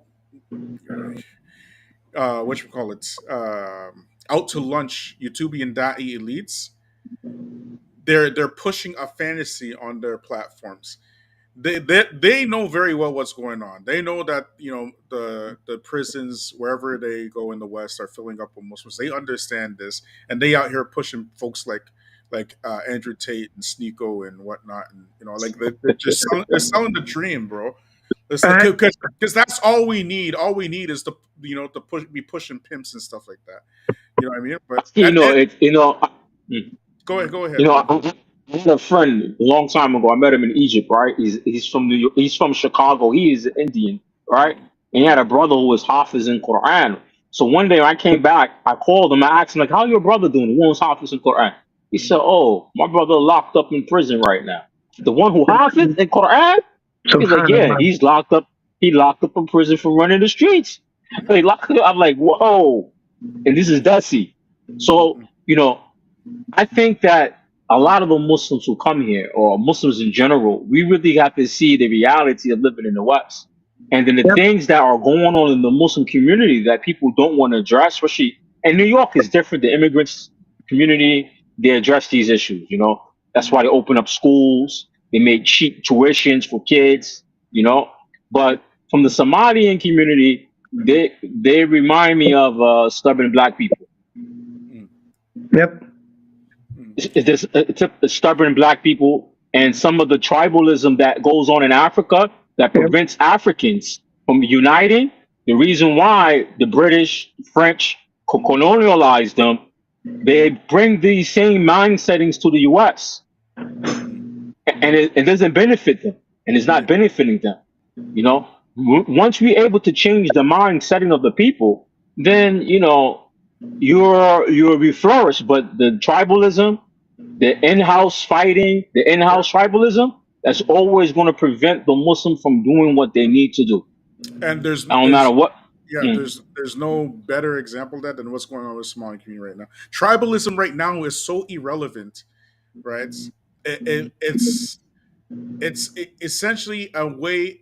If you find people who are still on this tribal mindset, you can easily manipulate them, right? Very because they're tribal, right? So you can predict what they're going to do before they actually do it. You get it? So, Brother, the thing is, brother Bilal, the thing is, Allah said in the Quran, وَجَعَلْنَاكُمْ شُعُوبًا وَقَبَائِلًا لِتَعَارَفُوا. yeah. So right there and then in that ayah, you understand it's not very easy. Yes. It's not very easy. Allah, when He says, لِتَعَارَفوا, when He stopped it over there, لِتَعَارَفوا, you know we human beings, we take it to the nth degree. Yeah. It's not very easy. Just to translate for the audience, that the ayah that you mentioned was that we created you in nations and tribes so you can know one another. One another. That's it. Yeah.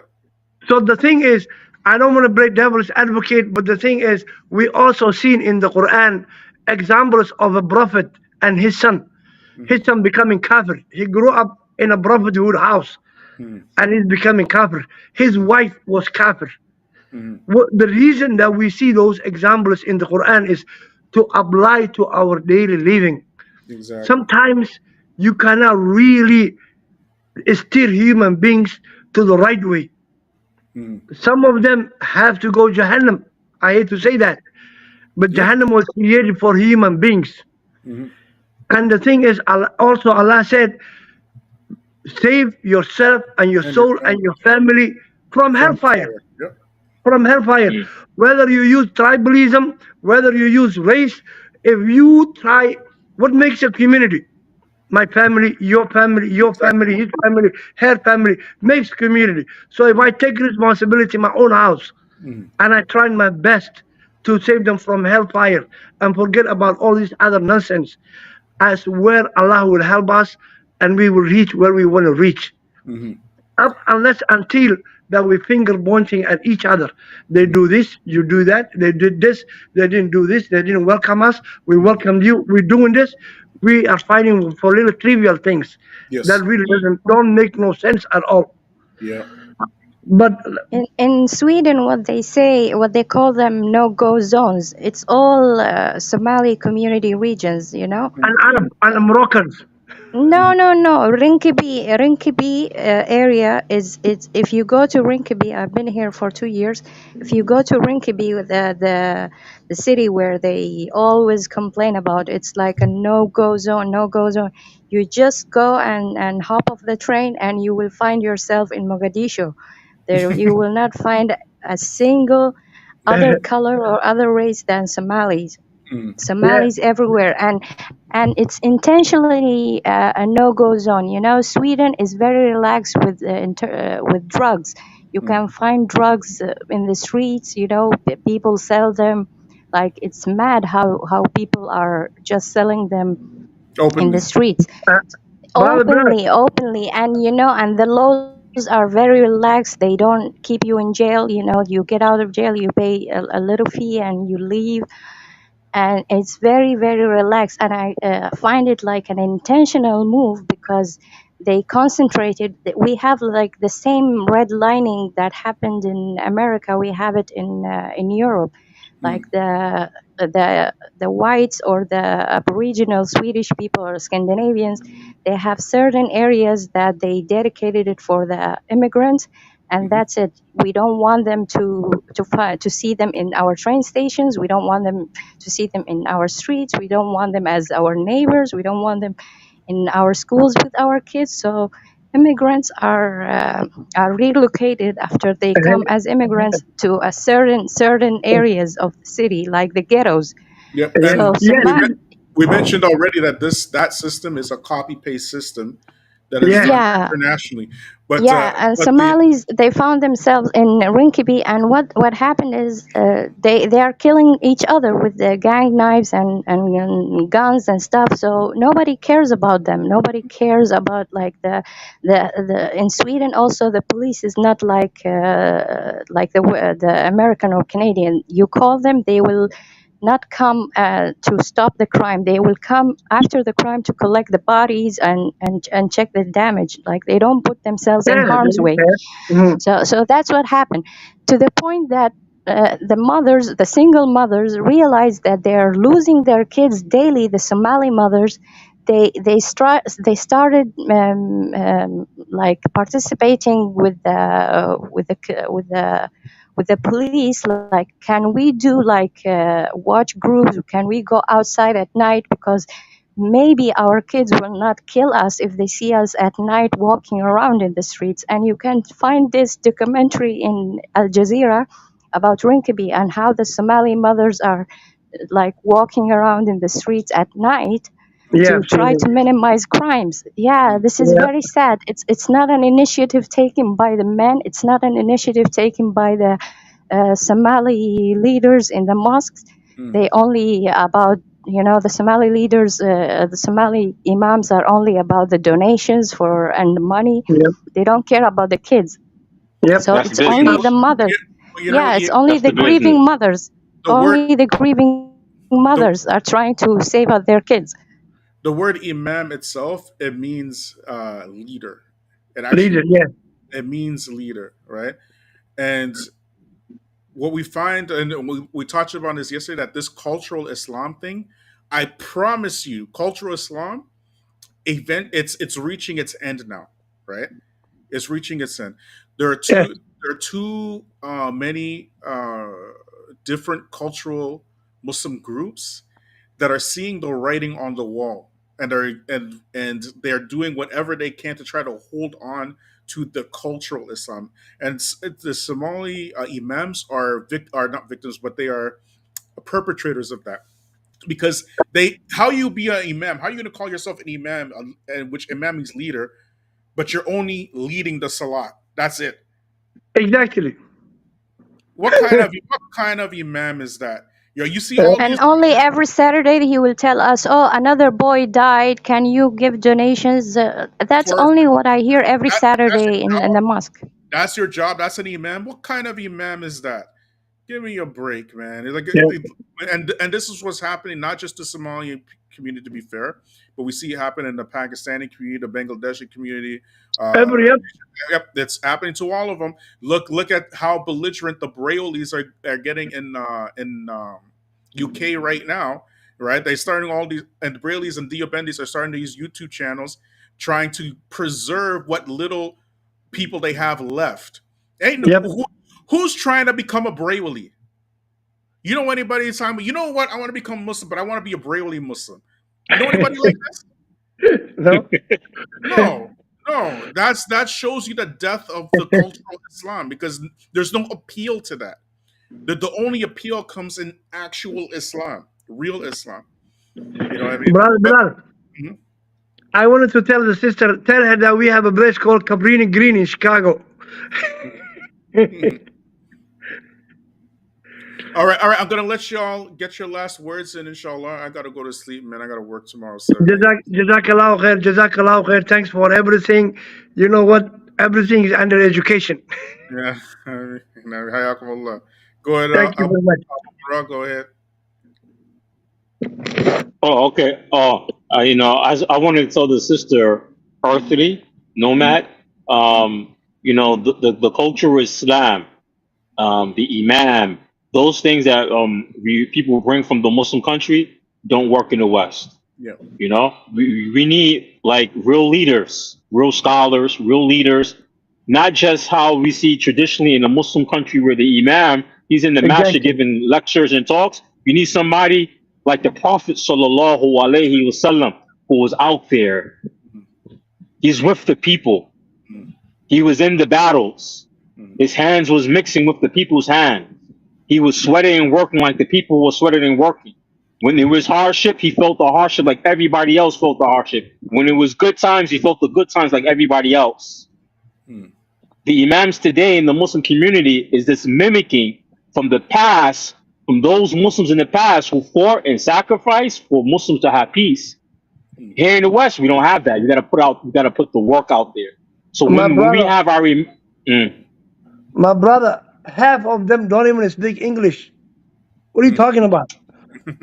More than half of them don't even speak English, and they're disconnected from the community. Yep. I have seen that firsthand. Sorry to interrupt you. Go ahead. I seen that here in New York, in the Bangladeshi community I'm with, back in the early 2000s. All the imams khutbah every Jummah, Arabic. No one speaks Arabic. None of the Desi speaks Arabic. All their youth was in a high school across the street from the masjid, and gangs fighting, stabbing up each other on Jummah Salat time, right? So one of the imams got tired. Seen a lot of the Muslim kids going to jail from the Bangladeshi community. Know what he turned around and said?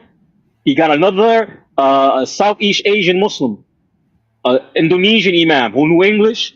He's very famous in New York. Everybody know him, or even politicians know him.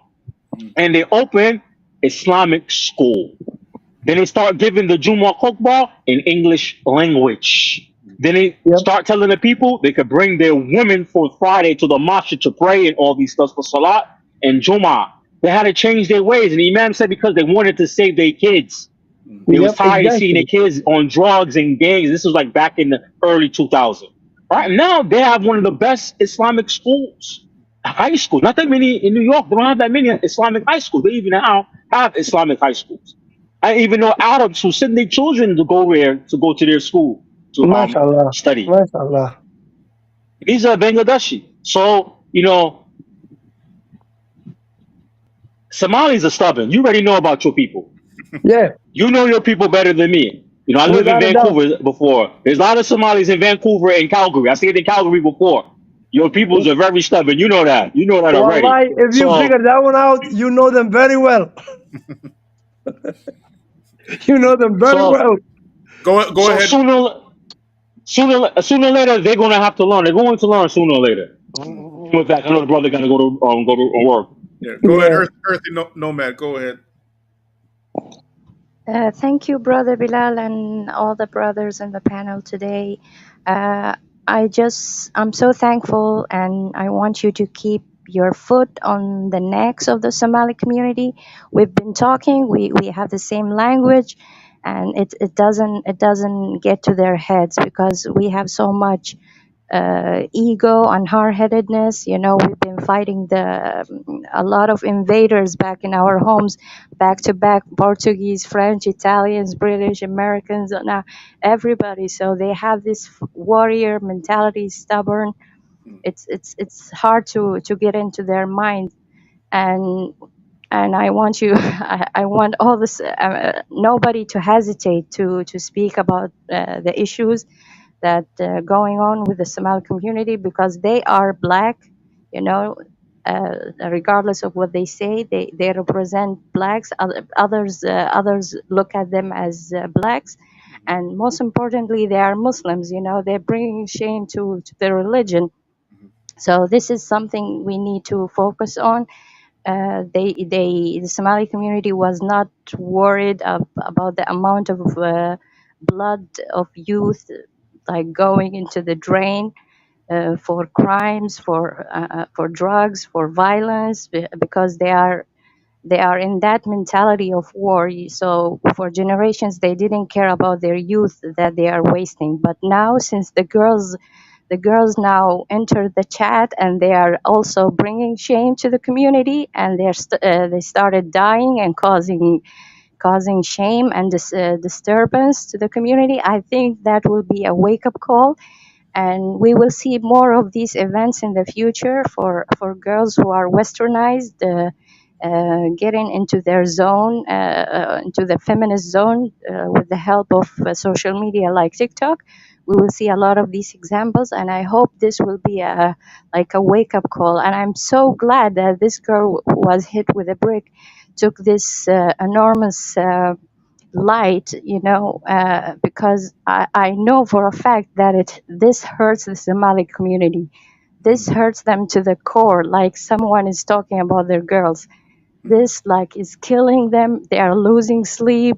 So it's a very major wake up call for mothers, for men, for imams. This is a good wake up call, and we have to keep shedding lights on cases like that. Thank you very much. Jazakumullah kulla khair. Jazakallah khair. Thank you so much for your kind words, Earthy Nomad. And as you know, this is the Black Muslim grassroots, and we're a family.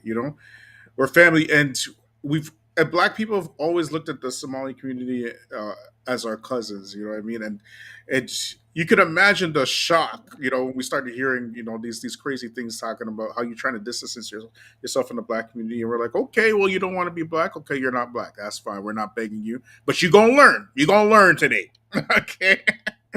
That's what we're saying. And when we talked about it yesterday, we talked about because it was so important, right, for y'all to understand this. And I'm sorry to say, but the imams are doing a tremendous disservice to your community, and it's despicable, absolutely despicable that they can see the stuff going on and they refuse anybody to criticize it, and at the same time they don't want to deal with it.